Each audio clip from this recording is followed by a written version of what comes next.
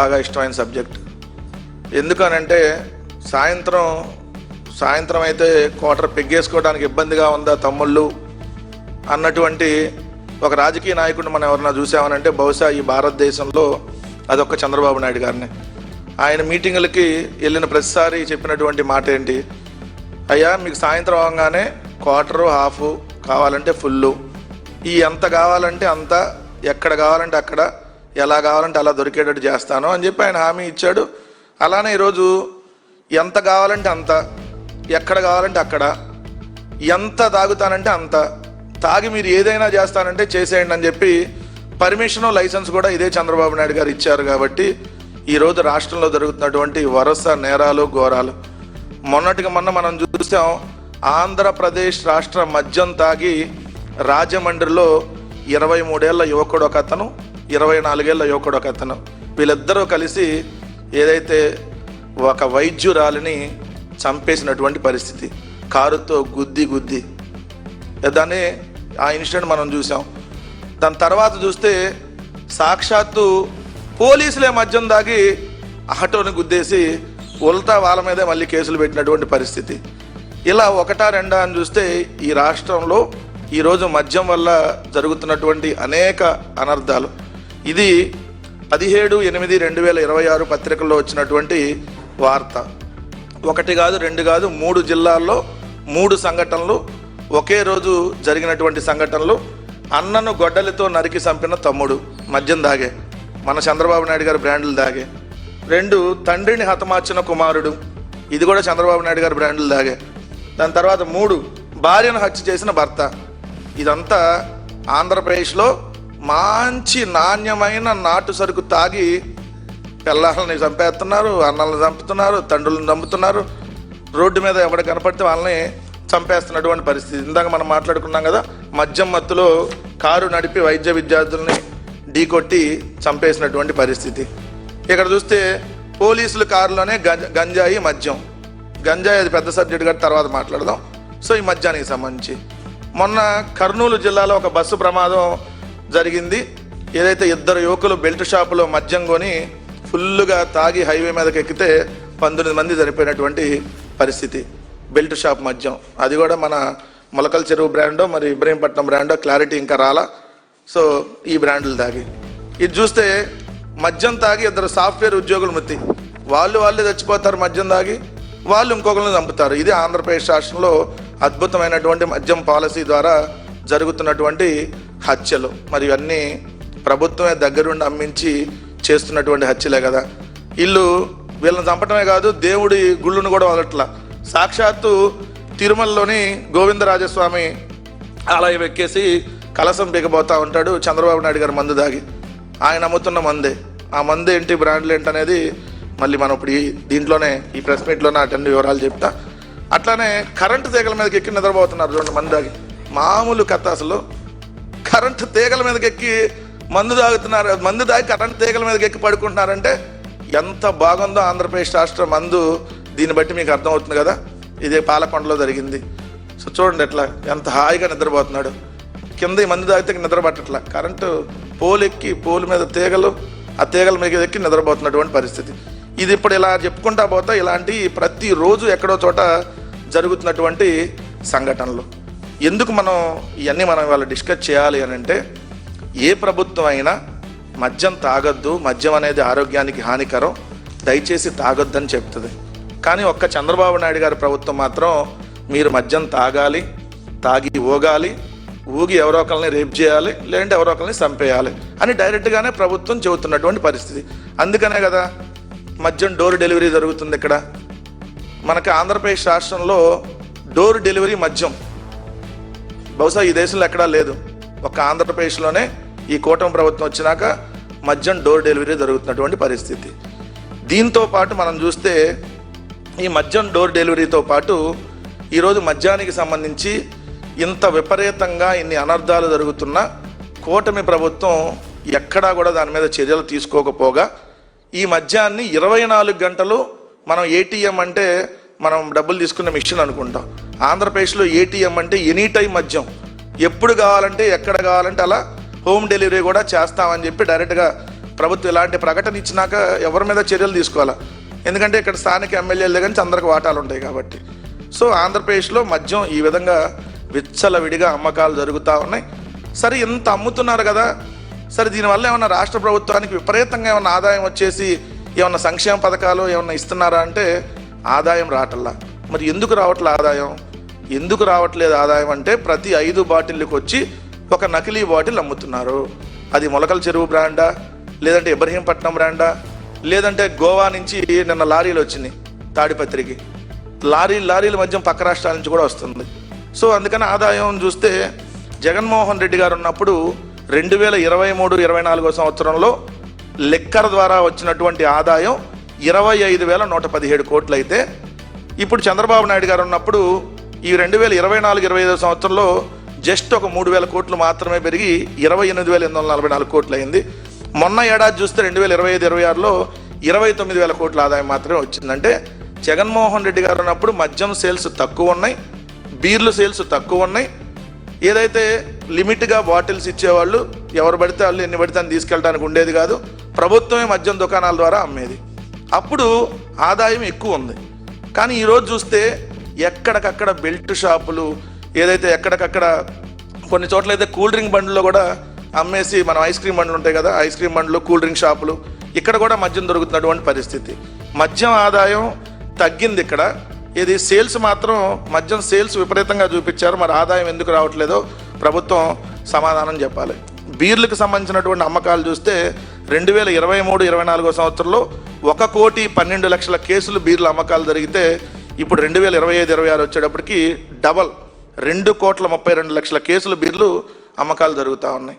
అంటే ఎంత విచ్చలవిడిగా ఇక్కడ మద్యం ఏర్లై పారుతా ఉందో ఆంధ్రప్రదేశ్ రాష్ట్రంలో దయచేసి గమనించమని చెప్తా ఉన్నా. మద్యం తాగితే, ఈ ఆంధ్రప్రదేశ్లో మద్యం తాగితే తొందరగా చచ్చిపోతారు. మామూలుగా మద్యం తాగినా మద్యం అనేది ఆరోగ్యానికి హానికరం, ఏదైతే ప్రాణాలు కోల్పోతారు కొంచెం లేటుగా అయినా. కానీ ఆంధ్రప్రదేశ్లో తాగితే తొందరగా ఎందుకు చచ్చిపోతారు అంటున్నారంటే ఈ ఆంధ్రప్రదేశ్లో ఉన్నటువంటి బ్రాండ్లు మామూలు బ్రాండ్లు కాదు. మీకు సుమో తెలిసి ఉంటుంది కదా, సుమో అంటే అందరూ టాటా సుమో అనుకునేవాళ్ళు, అది కాదండి. మన చంద్రబాబు నాయుడు గారి నాటు బ్రాండు ఇది సుమో. ఇది ప్రపంచంలో ఎక్కడన్నా ఇలాంటి విస్కీ ఉందో మీరే చెప్పండి. నేను ఇది నిజంగా నాణ్యమైన విస్కీ అయితే తెలుగుదేశం వాళ్ళని ఎవరినైనా వచ్చి ఇది నాణ్యమైన కాదో చెక్ చేయమని అడుగుతా ఉన్నా. ఎందుకంటే ఇది నాణ్యమైన మద్యం కాదని నేను చెప్తున్నా, ప్రజలు చెప్తా ఉన్నారు, ప్రజల ప్రాణాలు పోతున్నాయి. కాబట్టి మీరు ఇది నిజమైన నాణ్యమైన మద్యం అయితే ఒకసారి తెలుగుదేశం వాళ్ళు ఎవరిని వచ్చి దీన్ని చెక్ చేసి నాణ్యమైనదో కాదో చెప్పమని అడుగుతా ఉన్నా. ఇది ఒక్కటే కాదు, సుమోతో పాటు షార్ట్, వేరే షార్ట్ కాదండి, షార్ట్ విస్కీ.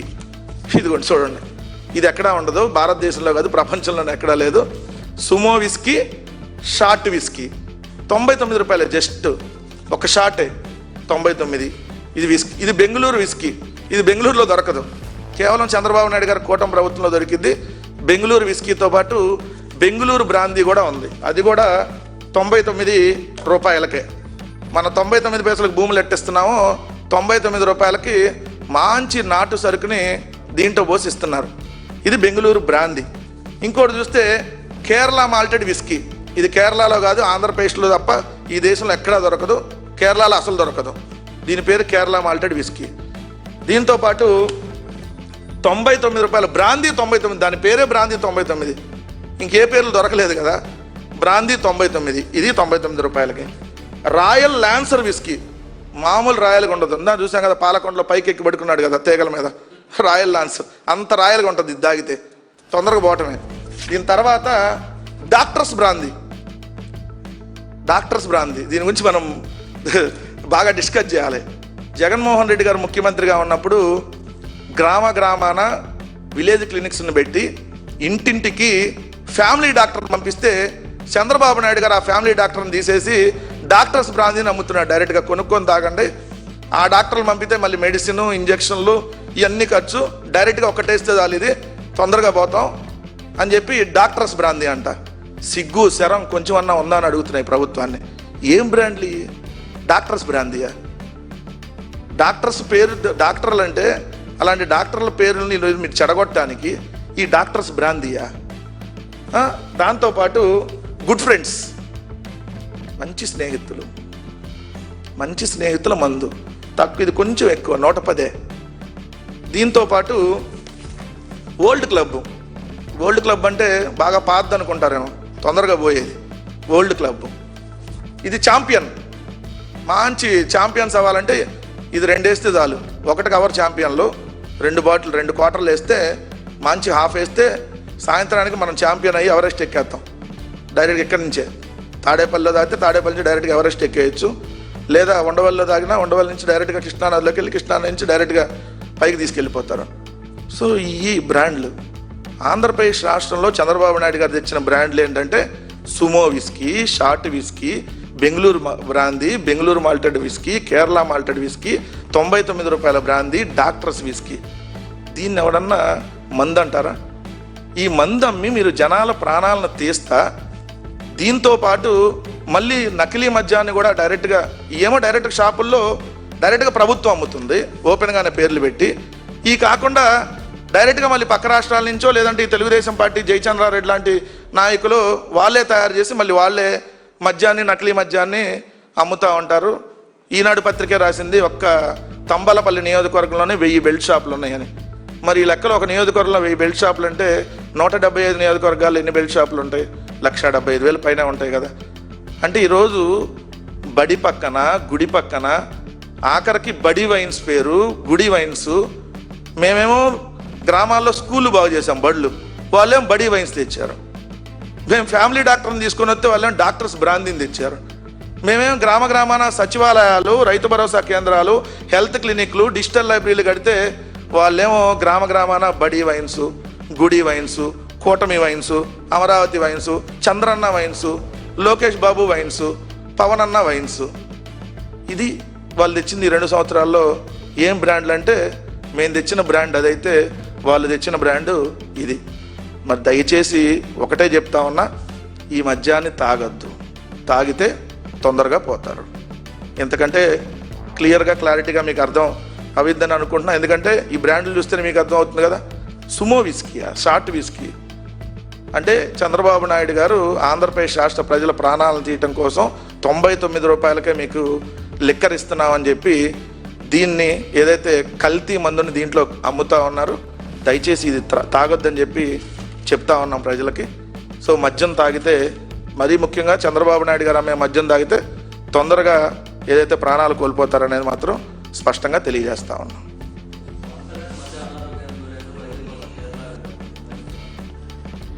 జ్వరం వచ్చిందా అంటే మామూలుగా అయితే అందరికీ జ్వరం వస్తుంది, పవన్ కళ్యాణ్కి తరచూ జ్వరం వస్తుంది.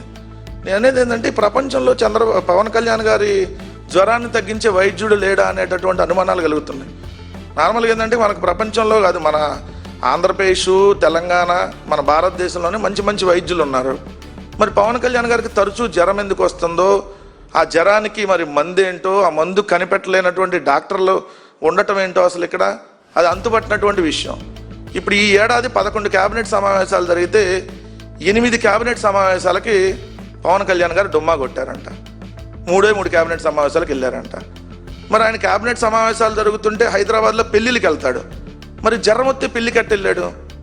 కేబినెట్ సమావేశంలో కూర్చోవటమే కదా, పెళ్లిలో వెళ్ళాలని నిలబడాలి కదా. ఇక్కడ కూర్చొని వెళ్ళలేనటువంటి పరిస్థితి, అంత జ్వరం ఏంటి అంటే ఇప్పుడు ప్యాకేజీ పెంచడం కోసం అప్పుడప్పుడు వస్తున్నటువంటి జ్వరమేమో అని చెప్పి ఈరోజు ప్రజలు కూడా అనుమానపడతా ఉన్నారు. ఇప్పుడు మీరు కేరళ పోతారో లేదంటే రష్యా పోతారో ఎక్కడికైనా వెళ్ళండి, ప్రభుత్వ ధనాన్ని దుర్వినియోగం చేస్తే మాత్రం ఖచ్చితంగా మీరు దానికి సంబంధించి ప్రజలకి జవాబుదారీతనంగా ఉండాలి, చెప్పాలి. ఎందుకంటే రాష్ట్రంలో 3 ముఖ్యమంత్రులు ఉన్నారు. 3 ముఖ్యమంత్రులు 3 పార్టీల కూటమి, దాంట్లో 2 పార్టీల నుంచే 3 ముఖ్యమంత్రులు ఉన్నారు. ఒకళ్ళు పావు సీఎం, ఇంకొకళ్ళు ఇంకో పావు సీఎం, ఇంకొకళ్ళు సగం సీఎం. సగం సీఎం ఎవరంటే చంద్రబాబు నాయుడు గారు. పావు సీఎం పవన్ కళ్యాణ్ ఒక పావు, ఇంకో పావు ఒక లోకేష్. వీళ్ళకి 3 స్పెషల్ హెలికాప్టర్లు, వీళ్ళకి మళ్ళీ 3 స్పెషల్ ఫ్లైట్స్, 3 స్పెషల్ కాన్వాయ్లు, మళ్ళీ 3 స్పెషల్ ఆఫీసులు. ఎక్కితే హెలికాప్టర్, దిగంగానే మళ్ళీ విమానం. వీళ్ళ పని 3 పువ్వులు 6 కాయలుగా ఉంది. సో ప్రజల పరిస్థితి చూస్తేనేమో తాగటానికి మంచినీళ్ళు లేనటువంటి గ్రామాలు కనపడుతున్నాయి. ఆడపిల్లలు స్కూల్ హాస్టల్స్లో బాత్రూంలోకి వెళ్దామంటే నీళ్లు లేనటువంటి పరిస్థితుల్లో ఏదైతే వాళ్ళు బకెట్లు పట్టుకొని క్యూలో నిలబడాల్సినటువంటి పరిస్థితి. కానీ వీళ్ళేమో స్పెషల్ ఫ్లైట్లు, 20 రోజులు విహారయాత్ర అంటాడు, ఒక ఆయనేమో విదేశీ యాత్ర అంటాడు, ఒక ఆయన చెప్పి వెళ్తాడు, ఇంకో ఆయన చెప్పకుండా వెళ్తాడు. మరి ఈ జ్వరం ఏందో, ఆయన క్యాబినెట్ మీటింగ్లకు రాకపోవటం ఏందో. క్యాబినెట్ మీటింగ్కి రాలేదు, నేను అసెంబ్లీలు కూడా రాలేదు కదా, 4 రోజులు అసెంబ్లీ సమావేశాలు జరిగినాయి. మరి వాళ్ళ జనసేన ఎమ్మెల్యేలతో మీటింగ్కి ఎందుకు జ్వరం రాలే అప్పుడు? సో ఓన్లీ జ్వరం చంద్రబాబు నాయుడు గారి దగ్గర డబ్బులు ఎక్కువ తీసుకునే జ్వరమా, ఇంకేదన్నా జ్వరం వచ్చిందో ఏదైతే పవన్ కళ్యాణ్ గారు దానికి సమాధానం చెప్పాలి.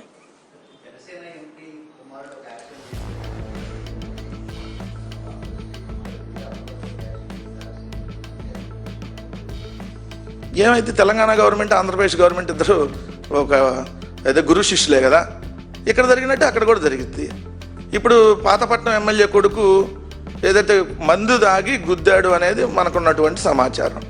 ఏం చేశారు, వాళ్ళతో సెటిల్మెంట్ చేసి 5 లక్షలు డబ్బులు ఇస్తాము, ఒక ఉద్యోగం కూడా ఇప్పిస్తామన్నాడు. దాదాపు సంవత్సరంన్నర అయింది. సో ఇప్పుడు వాళ్ళు వెళ్తే ఆయన బూతులు తిడతాడు. మామూలుగానే ఈనాడు రిపోర్టర్ని బూతులు తిడతాడు అతను. సో ఈనాడు రిపోర్టర్ నేను ఎందుకన్నానంటే వాళ్ళ కూటమి దానికి సంబంధించింది కాబట్టి. వాళ్ళని తిట్టినప్పుడు వీళ్ళని ఎందుకు తిట్టాడు? సో అట్లా పాతపట్నం కేసు దాన్ని ఏం చేశారు, ఏం లేదన్నట్టుగా తేల్చారు. అదే సిద్దిరి అప్పలరాజు గారి మీద కేసు పెట్టి జైలుకు పంపారు. మరి ఇప్పుడు తెలంగాణలో 16వ తారీఖు ఇన్సిడెంట్ జరిగితే మీ అందరికి వచ్చిన సమాచారం ఎప్పుడు 20వ తారీఖు వచ్చింది. 16వ తారీఖు యాక్సిడెంట్ జరిగితే 16 బయటికి రాలా, 17 బయటికి రాలా, 18 బయటికి రాలా, 19 బయటికి రాలా, 20వ తారీఖు న్యూస్ బయటకు వచ్చింది. అంటే ఏంటి, అసలు ఇది అతను ఒక ఎంపీ కొడుకని సమాచారం బయటకు రానియకుండా ఈ 3-4 రోజులుగా మసిపూసి వాడిని క్లోజ్ చేసే కార్యక్రమం చేశారనే కదా దానికి అర్థం. సో మరి ఇప్పుడు చంద్రబాబు నాయుడు అక్కడ వాళ్ళు ఫాలో అవుతున్నారు. సో ఇంకేముంటుంది, డబ్బులు ఇస్తారు, దాన్ని సెటిల్మెంట్ చేసేసుకుంటారు, ఇంకేం కేసు ఉండదు. నాకు తెలిసిన సమాచారం అసలు ఆ రోజు ఇన్సిడెంట్ జరగగానే అతను ఇమీడియట్గా ముందు పంపించేశారు అని. అతను అపోలోలో డ్రాప్ చేశాడంట. అపోలో తీసుకెళ్ళాడు అమ్మాయిని, ఏదైతే ఎవరు లైఫ్ స్టైల్లో పనిచేసేటటువంటి ఆమె చనిపోయింది కదా. సో ఆమెని మార్కెటింగ్ ఎంప్లాయ్. సో ఆమెని అపోలోకి అక్కడ జనాలందరూ గుమ్ముగూడేటప్పటికి నేను హాస్పిటల్కి తీసుకెళ్తాను, హాస్పిటల్ దగ్గర తీసేసి హాస్పిటల్లో కూడా లోపలికి తీసుకెళ్ళకుండా ఆ కారులో అక్కడే వదిలేసి వెళ్ళిపోయాడు అనేది సమాచారం. మరి ఇప్పుడు ఏం చెప్తారు, నీతులు చెప్తా ఉంటారు కదా. ఇక్కడ ముందు హోంమంత్రి గారు రావాలి పొద్దున్నే ప్రెస్ మీట్కి, ఎందుకంటే ఆమె తొందరగా వచ్చేది అందరికంటే ముందు. నీట్గా రెడీ అయిపోయి జగన్ గారిని ఎలా తిట్టాలి మొత్తం ఒక రాసుకుంటుంది అన్నమాట లిస్టు. సో మరి ఇప్పుడు వచ్చి మీ జనసేన ఎంపీ కుమారుడు యాక్సిడెంట్ చేశాడు, మరి దీని మీద ఏం చర్యలు తీసుకుంటారు, మరి మీరే దగ్గరగా వెళ్ళి కేసులు పెట్టి దగ్గర నుండి చేస్తారా అనేది వాళ్ళే సమాధానం చెప్పాలి.